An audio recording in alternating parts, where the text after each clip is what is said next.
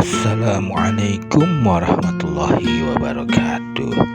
Pemirsa sadayana tepang dangu dari serang mangnya di channel di Jomantara melalui channel YouTube Sunda Pituin.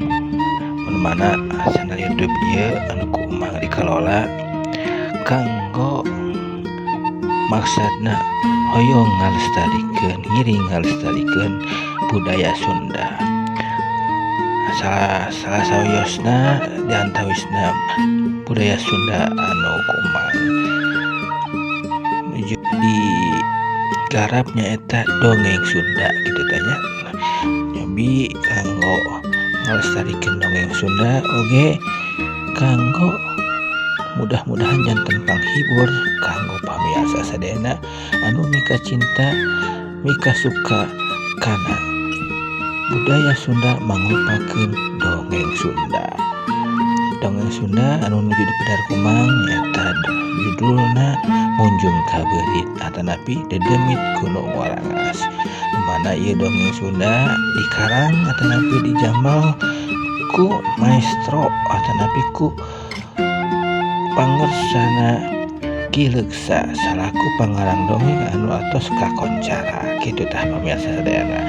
Mana dongeng Sunda ieu di juru dongengan kitu tah ku almarhum Mang Dedi Mulyadinata. Mudah-mudahan Ki Leuksa dipanjangkeun yuswana disehatkeun oge kanggo almarhum Mang Dedi Mulyadinata mudah-mudahan sing kengeng panghampura sing kengeng kacaangan gitu tanya di alam barzahna sing kengeng magfirah di Allah Subhanahu wa taala.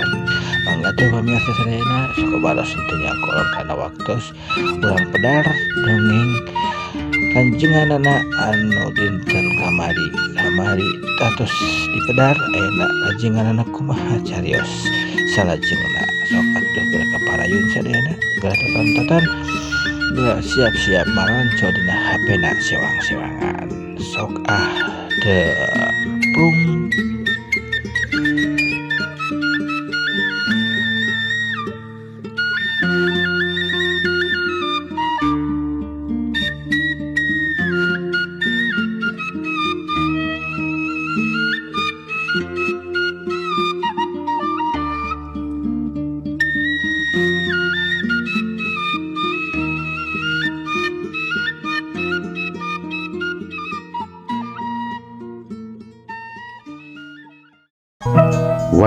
Wargi Mang Dedi mitra-mitra sadayana anu mikarasep mika cinta kana ieu acara carita kiwari Mang Dedi baris nyambung carita Dedemit Gunung Warangas anu poe kamari katunda nya ayeuna bagian anu ka-68. Sakumaha naskah ieu carita kantos dipaluh di bagian anu ka-67.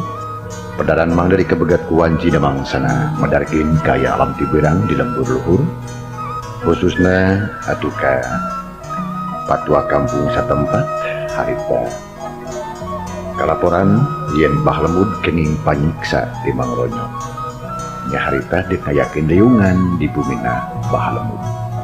Kumaha atuh para wargi lajengna ieu carita langkung paos mangga urang samsang Bandungan ku sadayana. Sumangga tu para pemirsa, ulang Bandungan di carita mangsa alam tibeurang di lembur luhur.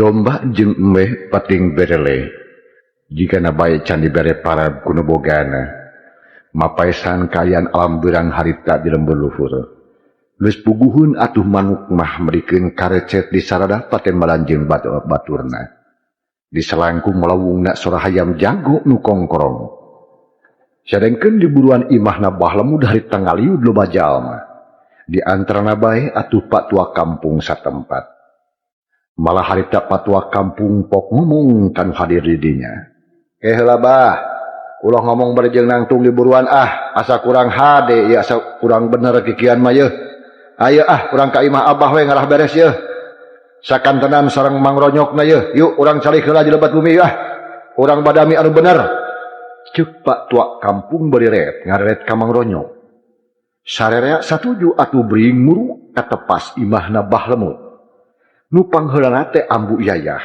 rai mukakeun panto malah bulu-bulu meresan kaayaan ditepas anu ayang-ayangan keneh sanggeus kawilang beres bulu sarea rasuk patua kampung jeung Maronyok katut Bahlemud kugek dariukna korsi kitu deui atuh Mang Ilo salaku semah diukna dina korsi ari anu sejena mah dina palupuh we malah aya nu dina bang barung nu sejena nyarandek kana bilik deuk nyaksian anu sidang babakuna mah kaayaan teh rada harengheng bisi aya kajadian gelut deui cenah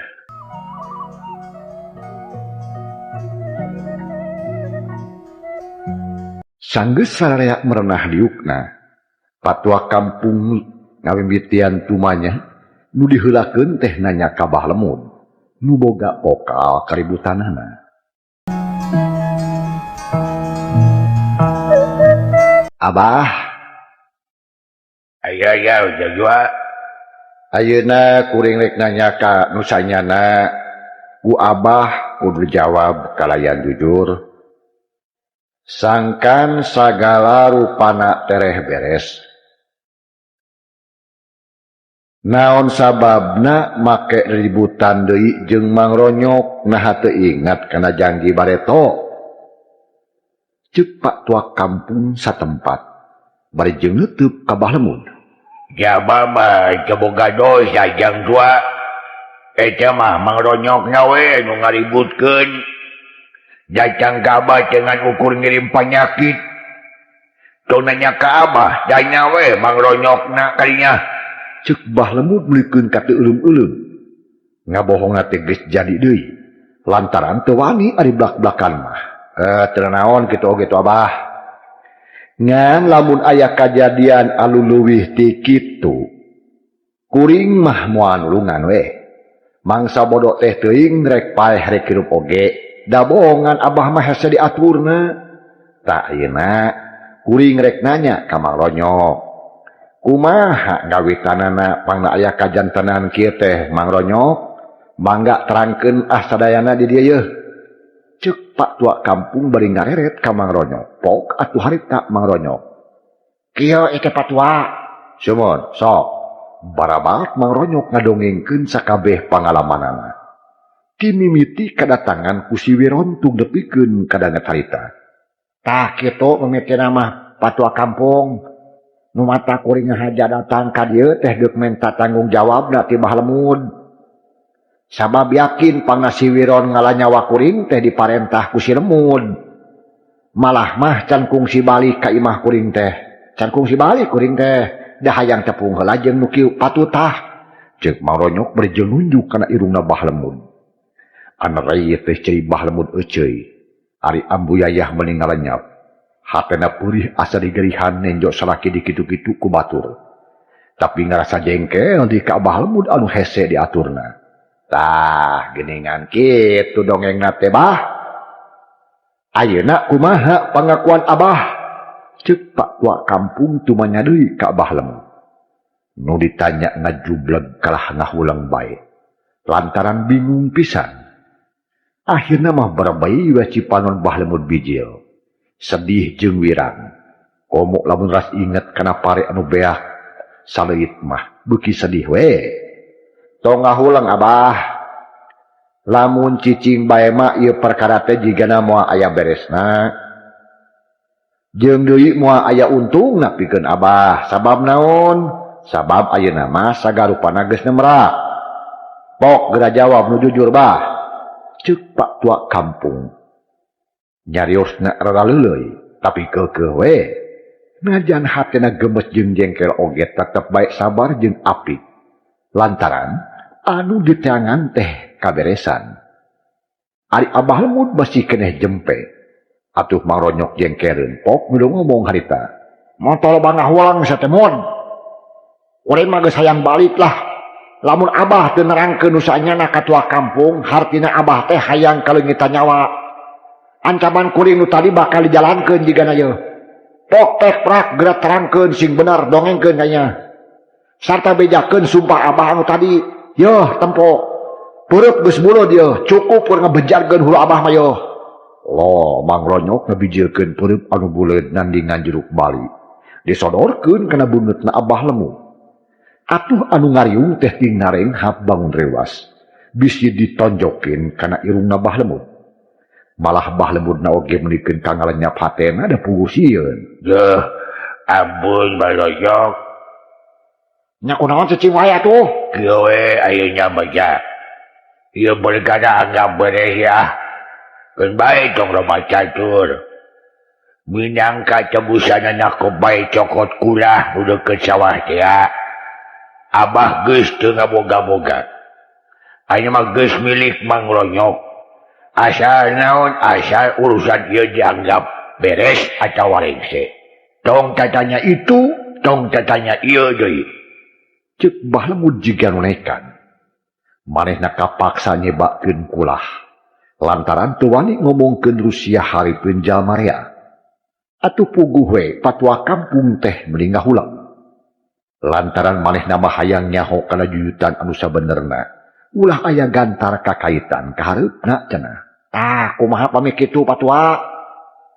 Si Abah teh masrahkeun kulah ning ka kuring, kade ah. Ulah nyangka tukang meres ka kuring yeuh. Da kuring mah teu menta, eta mah si Abahna we nu masrahkeun ka kuring. Kumaha kaharti ku sarea yeuh? Ceuk Mang Ronyok bari ngareret ka patua kampung. Nu direret rikat ngajawab, ke. Ulah rusuh teuing, kuring mah can ngarti pisan yeuh. Sabab anu dipentingkeun mah hayang nyaho pangakuanana Bah Lemud. Naha bener geus ngutus si Wiron pikeun mateni Mang Ronyok? Tah, ngan sakitu nu hayang kanyahoan ku kuring mah. Cik jawab atuh Bah. Sabab penting ieu teh, perkara kulah mah urusan Mang Ronyok jeung Abah, ngan urusan si Wiron kudu puguh heula jujutan usana sanyana yeuh. Abah teh kudu nerangkeun ka kuring. Sok atuh Bah kadieu. Ceuk Mang Ronyok nyambung nyarungsung ke kecapan patua kampung. Nya diseret kitu mah pok Bah Lemud harita. Mohon Badua. Abah rumah ya geus nitah. Jawab Bah Lemud semugugu. Rai celina beureum deui. Ari beungeut pias koneas. Atuh nu ngariung teh ti ngarenghap bangun lugina hate. Masing-masing hatena ngupat kana kajahatan Bah Lemud. Malahan Ambu Yayah oge meuli calawak bakat ku kaget.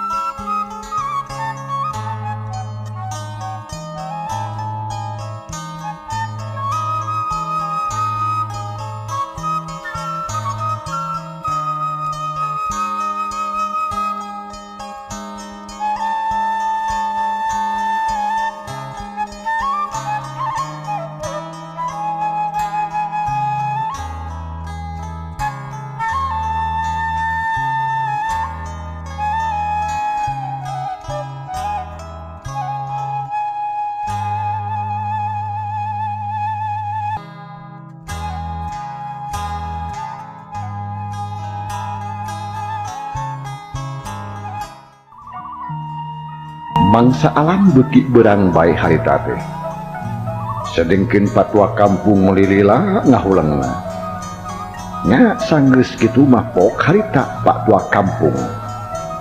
Nuhun abah, eta pangakuan ti abah bakal ngahampangkeun kana hukuman.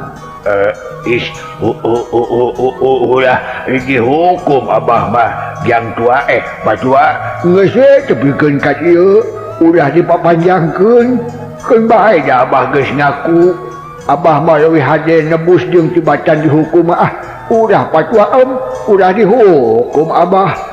Bah lembut menika kepehan embung adi hukumah atuh saya nyerenges siri leutik arek nebus kunaon abah teh atuh nah ari kasalahan bisa lunas ku tebusan cenah eta perkara Mang Ronyok bisa bae babadamian sabab babada urang lembur nusa desa tur geus wawuh lila tapi ngeunaan kasalahan abah anu kitu mah teu bisa tebus ku hartabana abah. Naon sababna? Sabab beda deui nu ngahukumna oge. Ceuk pak tua kampung berjengeteup ka Bah Lemud.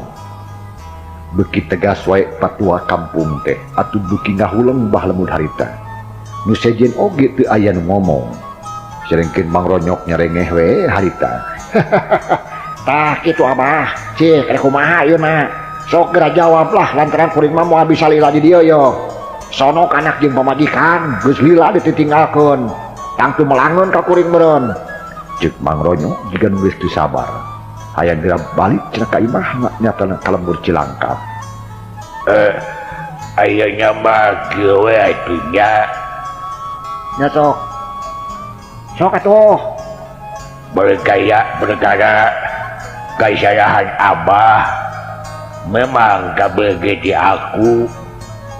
Danya alias heueuh abah teh geus ditasiwiron. Pikeun Beukeun maehan Mang Ronyok. Tapi abah teh tetep embung aya dihukum mah. Kajeun teuing rek nebus we ku duit atawa barang. Kahiji ka Mang Ronyok nyatana kukulah anu geus disebutkeun tadi.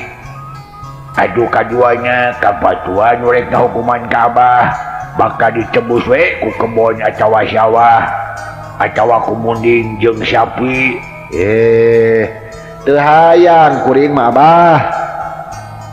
Lantaran anu bakal ngahukuman ka abah mah lain kuring tapi kalakuan abah sorangan. Cenah eta perkara arek nebus ka Mang Ronyok memang sakuduna cenah naon ari abah ikhlas mah masrahkeun kulah pikeun tebusan. Asal Mang Ronyok rela ngahampura ka abah. Ikhlas pisan abah mah batua komplit teuing kulah mah cokot teh jeung cai-caina jeung laukna sugan. Madah mah mun aya orai kadut atawa kieu oge komplit teuing mere ka Mang Ronyok. Asa kajadian ieu ulah dipapanjangkeun cukupkeun nepi ka dieu we. Da kitu batua Ceuk Bah Lemud daya pisan ngomongna. Nya kajeun ari kitu mah tuh.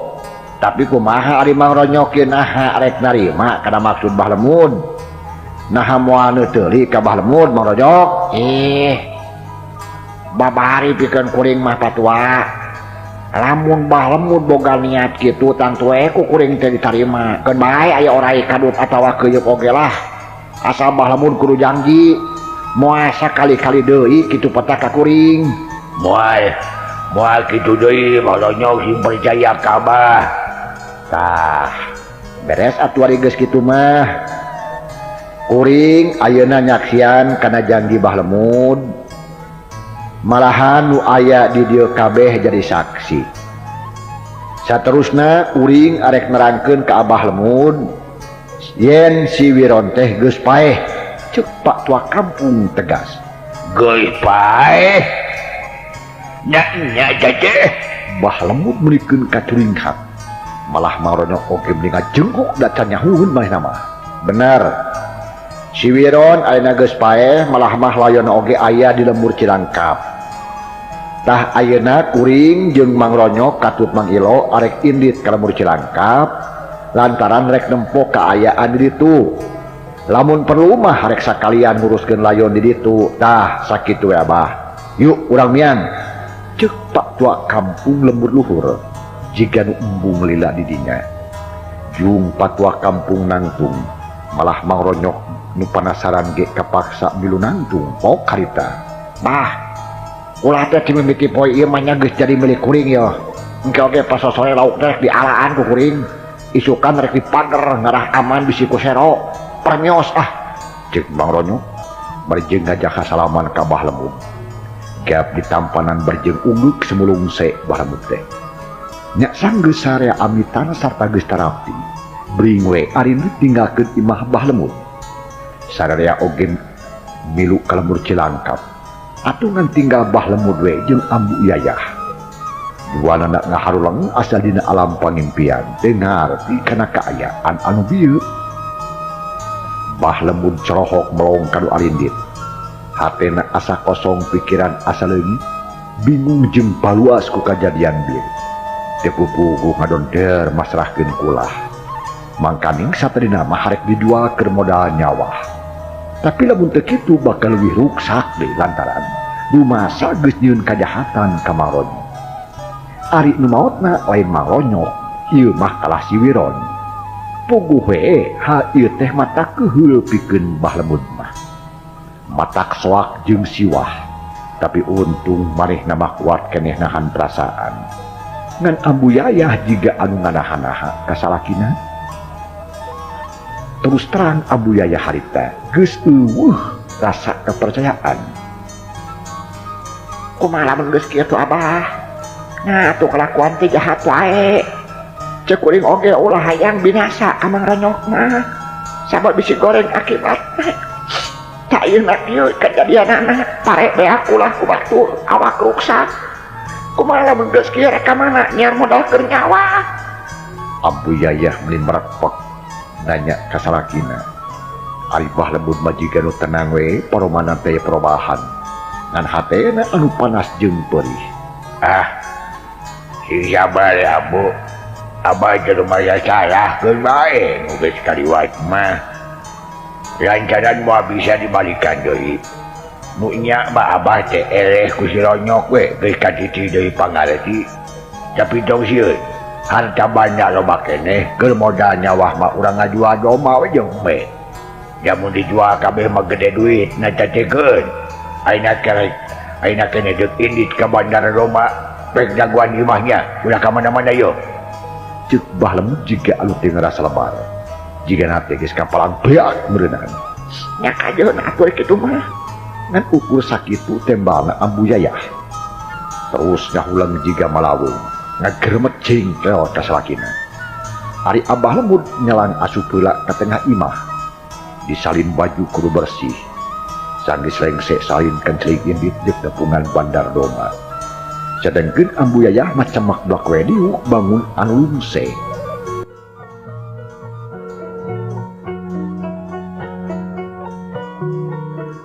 Kasugri para wargi, can urang tunda kayaan lembur luhur khususna Ambu Yayah. Nya kitu deui atuh Bah Lemud anu lunta deuk neangan bandar domba. Deundeun heula eta sakedeung tantu kaharep kasamper deui ayeuna. Urang Bandungan nalampahan Pak Tua Kampung lembur luhur anu dibarengan ku Mangronyok deuk muruk ka lembur Cilangkap deuk ngayakinkeun ngeunaan layonna si Wiron teh.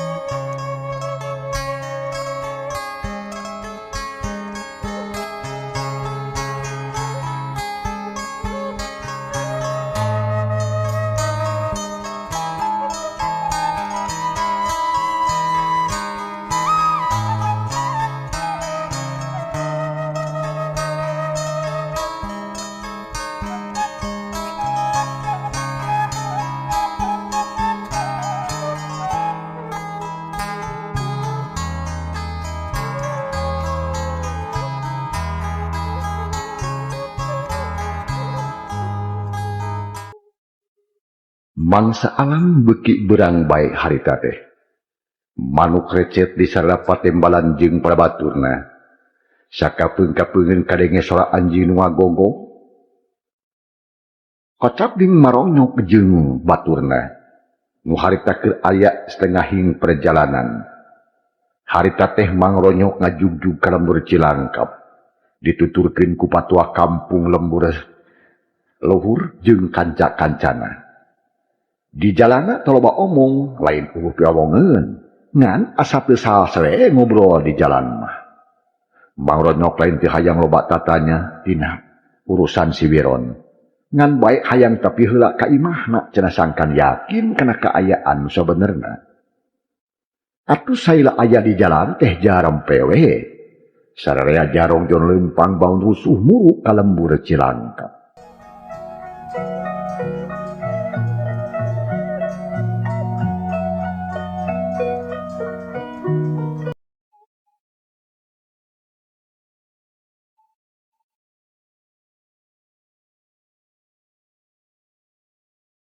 Kira wanci jam 11, lamun seudi ukur ku jam.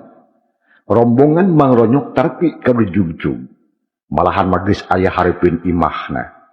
Puguh we, sararea ngarasa kaget tempo nu datang teh. Lantaran mangronyok leumpang nage teh heula dituturkeun ku nuliana. Biru hati teu oleh gegebegan teh harita mah bungangang bunga hatena. Lantaran tetela salakina salamat. Kageningan Kang Ronyok datang atuh meuning ngamplang-ngamplang teuing Kang. Tas di mana atuh Kang Ronyok teh? Urang mah meuning ngalengan pahala inget ka Kang Ronyok di bawah jelema jahat teh. Kumaha eta Kang? Cek biru hati berjemuru kang daratan. Di barung merubut ku cimata tandaning bunga. Ari mangronyok can waka ngajawab kalakah luak liuk dempoan kaayaan dirinya. Jika nu penasaran jeung hayang yakin kana kaayaan dirinya. Ari Mang Ilo utusan di lembur Cilangkap buru-buru ngaku kasemah di lembur luhur. Cina Daryuk cenah kalayan tarapti atuh gugek patua kampung jeung baturna Daryuk dina samaksa heulai. Jalma-jalma nu araya di dinya cara loho. Nu hampura hatinya. Akang tegas kamalinaan teuing euy duh. Tapi tong salempang da akang mah salamat. Ke ari ieu layon saha yo? Ceuk Mang Ronyok bari gek yuk gigireun patua kampung. Ari biru hati diuk deui jeung baturna atuh jep eueuh nu ngomong. Malah akipilan jeung bapa lebe urang lembur Cilangkap oge kawas anu kasima. Colohok we neuteub ka semah-semah nu ngajajar dari. Anu matak heran teh pedah eta patua kampung datangna bareng jeung Mang Ronyok di lembur luhur. Ceregeun Mang Ronyok teh apan keur dipalikiran ti kamari da puguh matak hariwan. Ih, nah teh kakang ngarulang wae. Aya naon sabenerna teh palebe? Nah diri aya layon jeung loba jelema, layon saha ieu teh dosanyana? Nu sababna lituna di imah kuring. Ceuk Mang Ronyok bari melong ka bapa lebe. Atuh ari geus menang pananya kitu mah pok bapa lebe harita. Hapunten we kata dayana. Khususna mah ka Mang Ronyok nu name sumping. Atuh kaduana ka patua kampung ti lembur luhur kalih kanca-kancana. Sim kuring teh rada reuas jeung heran. Ari margi Mang Ronyok anu keur dipikiran teh bet sumping sasarangan sareng patua kampung ti lembur luhur. Dupi ieu layon taya deui lian ti si Wiron. Nu kamari sumping ka dieu sarta ngiwat Mang Ronyok tah kitu nu sarasna mah. Nanging pun tanu kasuhun resim kuring kalah ngantep da eta atuh asa kasima asa teu percaya kana tetempoan sorangan kitu ceuk bapa lebe bari jeung neuteub ka kampung urang lembur luhuret ka Mang Ronyok pok Mang Ronyok harita. Oh layon si Wiron itu nya ceuk Mang Ronyok ngajengkok terus ngojengkan kana mayit. Tutup sirahna disingkapkeun breh teh yakin pisan layon si Wiron atuh meuling ngalanyap Mang Ronyok teh gek diuk deui. Kumaha dongengna ieu teh? Bapak, naon sababna bisa aya di dieu? Ceuk Mang Ronyok nanya di kapal be ngomongna dari pisan. Kieu dongengna teh Mang Ronyok. urang pedara sadayana bae ti mimitina kalengitan kumang nya sae barabat bapala bete medar lalakona didongengkeun kabeh ti mimitina atuh Mang Ronyok teh meuli unggut-unggutan ayeuna mah ngarti kana si tumiba ka si Wiron tah itu dongeng nama Mang Ronyok ayeuna kuring atuh bade malik tumaros nah kumaha ari dongeng nu karanapan ku Mang Ronyok margi asa pabeulit kajadian ieu teh da si Wiron bet kapanggih layonna dina leuwih ari Mang Ronyokna usap margi na bet mulih ti lembur luhur mangga dongengkeun sadayana sabedos kuring teu lieur yo ceuk bapa lebe mungkas dongengna kunanya ka Mang Ronyok oh kitu alus pisan atuh tetela anu jahat mah nya sok aya we wawalasna kieu bapa lebe sakumaha anu ditaletkeun ku palebe salarasna mah sim kuring teh kieu gaya barabat Mang Ronyok medar lampahanana dimimiti indit jeung si Wiron tina mangsana peuting teu nepikeun kadangat harita ngan ari perkara tepung jeung si Kampleng mah ku Mang Ronyok teh dirusiahkeun teu didongengkeun sabab eta mah kaasup rusiah pribadi cenah atuh anu ngariung teh meuli caroroho komo waktu Mang Ronyok ngadongengkeun pelebah gelut dina bibir jurang mah meuli tinarenghap milu paur akhirna Mang Ronyok mungkas dongengna tah sakitu lalakonna teh anu matak ayeuna bisa babarengan jeung patua kampung urang lemur luhur teh sabab tadi tas sidang jeung bah lemud anu boga dosana oh kitu nuhun atuh ari kitu mah Mang Ronyok kuring jeung sakabeh urang lemur Cilangkap ieu milu bungah ku ayeuna Mang Ronyok salamet tapi kumaha atuh ieu perkawis layon si Wiron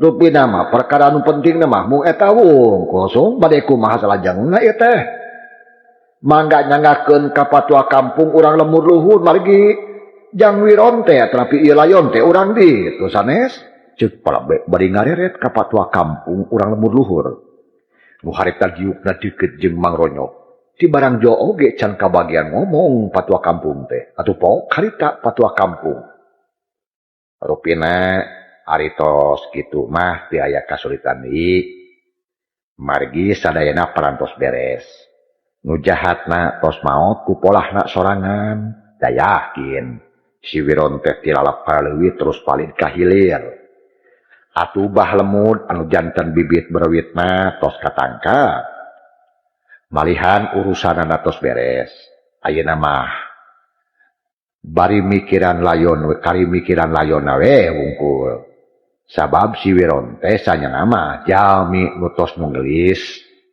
memang laras ieu layon teh urang lemur luhur ngan di dituna geus teu puguh dumukna kulawargana tos teu aya sarta teu aya anu tanggung jawab kana sagala rupana tah kumargi kitu ayeuna mah urang kulasara bae sakumaha mistina ngan nu janten masalah teh di mana nguburna nah moal ngarepotkeun upami di lembur ieu bae margi ari dicanak ka lembur luhur mah jegana walurat tebih teuing di jalana ceuk patua kampung rada bingung bisi urang lembur Cilangkap teu narima kana pagawean kitu teu kudu susah ari kitu carana mah urang sakalian we di dieu atuh lah sabab di lembur luhur jeung di dieu ge sarua bae geus lah ayeuna mah kulasara di dieu naon-naon anu diperlukeun urang tanggung ku sarea ceuk Mang Ronyok tegas jika nate teu pikiran heula atuh biru hati oge teu bisa ngahalangan da geus dikecapkeun ku salakina hatur nuhun atuh Mang Ronyok sim kuring atas nami kadang warga masyarakat lemur luhur ngahaturkeun nuhun kana ka Mang Ronyok kana padampianana tapi kumaha nu sanesna yeuh satojo siap satojo ceuk nu hadir menerean nyebut satuju atuh bungaheun patua kampung ge hatur nuhun atuh kasalayana mangga atuh ayeuna mah nyanggakeun bae ka bapa lebe dieu supados langkung tarapti sim kuring mah sajangeringan we palebe nuhun atuh patua kitu deui ka Mang Ronyok nu parantos ikhlas diririweuh ku sarerea sabab mula sari layon si Wiro teh bade dijalankeun di dieu we tah ayeuna mah hatu uning bae kasadeana sumangga urang sami-sami mulasara mayit ulah ditingali dina kelakuanana ulah ditingali dina waruga jahatna urang mah tingali teh dina kawajibanana we sabab naon kieu pada saderek urang teh salaku manusia nu ngagem agama kagungan kawajiban kanggo mulasara mayit ieu teh kewajiban anu hirup tah kumargi kitu bangga atuh urang jalankeun ceuk Bapa Lebe tatang pisan nyariosna atuh hadirin melikeun kasahen nyarebut ngeringan nya sanggeus kitu mah derwe digarawe lalaki nu kawilang jag-jag diatur-atur ku Pak RT sideung ngajalankeun pagawean masing-masing sawareh ka kuburan deuk ngali kaluar sawareh deui nyieun padung jeung pasaran ari palebe jeung patua kampung katut sasepuh sejena mulasara mayit dimimiti ngamandian tu nepikeun kanyolatkeun dipigawe babarengan ku sarerea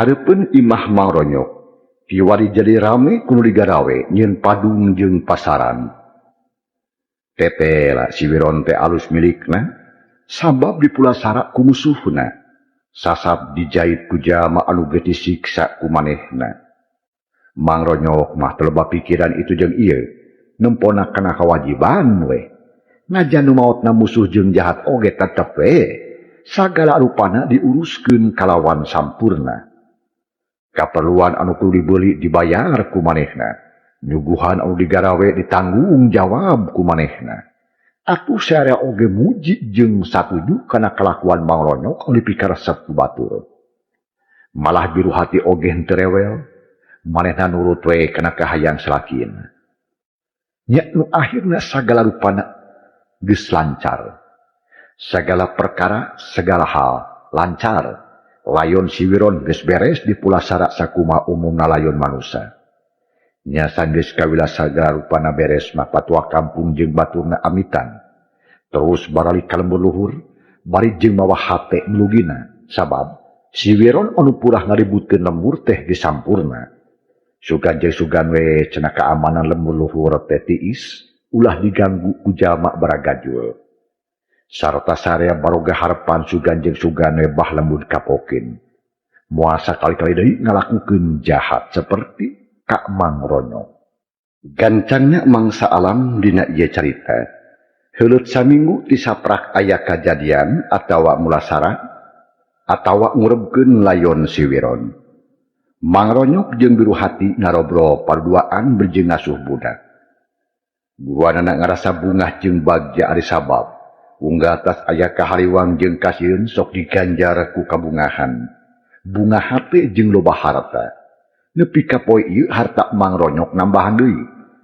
ulah anu ti abah lembut geus kapimilik kalawan sah geus dilaporkeun ka desa malahan mah geus diurus sakumaha mistina ari orok nu katelah sirentul beuki gede bae malahan mah asa leuwih gancang batan orok liana ti kanyahoan ngagedeanana hal ieu teh matak bungah bikin kolotna lantaran si rentul mah tara ngarisikeun tara baroit jeung terewel Kang Ranyok, kuring mah beuki dia teh beuki senang hidup teh. Sabab margi anak geus boga harta teu kurang sawah alus lauk belede sato sejen gen teu kurang. Hayam oge ngadak-ngadak baranahan beneran mai. Tapi Kang, naon? Hate kuring dia lenyapan sok sieun jadi bahan catur batur. Sieun pada ngomongkeun ku jalma rea. Sabab harta bana urang teh jiga mau ganti langit tuh tingali leuit. Gusti aya nu lowong kabeh pinuh ku pare. Jigana imah teh kudu buru-buru digedean aya mah Kang. Cek biru hati nyemitian ngomong. Ailingeuna mikeun cocokan ka si rentul. Nya syukur aya bungah mah hati. Sabab akan ge leuwih di bungah. Tapi no sababna mah kira nyapan hate nah boga dosa naon. Urang mah lain munjung lain ngagarong, ngajar harta banda daratang oge da menang usaha ku jalan wajar. Oh, pedah eta meureun pare ngarada kalowaan. Da lain menang munjung, kan mah eta kudu salempang. Cenah eta sawah jeung kulah katut ingon-ingon lain menang maling, lain menang nipu. No salahna lamun urang tarimakeun. Cenah eta bisi aya jelema nu ngomong teu paruguh. Bere we sing loba da moal burung jempek daeng. Pokona mah ieu hati asa ulah ngarugikeun batur we urang mah. Ceuk Mang Ronyok beri jeung lapus udun. Jika nate tenang jeung lugina hatena. Kasugri para wargi, obrolan Mang Ronyok jeung bojona cag urang tunda heula. Tumali wanci nyapih alatan mangsa bisa insyaallah enjing. Urang bandingan deui dina bagian anu kagenep 8 dina mangsa turacara anu sarua. Pamanggo catur simkuring atuh Mang Dedi Mulyadi datang atuh ginuhun kumarupi perhatosanana diantos serat laporan-laporan alonya. Jeung kantun wassalamualaikum warahmatullahi wabarakatuh. Pamirsa sadayana sakitu heula anu kapihatur dongeng Sunda anu dipedar ku Umang di ieu channel Sunda Pituin, channel Amang dina raraga nayangkeun kasenian dan kebudayaan orang Sunda. Ayeuna nu nuju dipedar nyaeta kasenian kebudayaan mangrupa dongeng Sunda. Dongeng Sunda anu nuju gelar nyata nu judulna Munjung Kaberit atanapi Dedemit Gunung Warangas. Urang cekapkeun dugi ka dieu insyaallah urang pajang deui enjing atanapi pageto. Hatur nuhun ka pamirsa sadayana anu tos satia satuhu manco kana ieu channel. Punten segala kekirangan sareng kaalatan Mang dina ngagelar ieu dongeng Sunda. Wabillahi taufiq wal hidayah. Wassalamualaikum warahmatullahi wabarakatuh. Jaga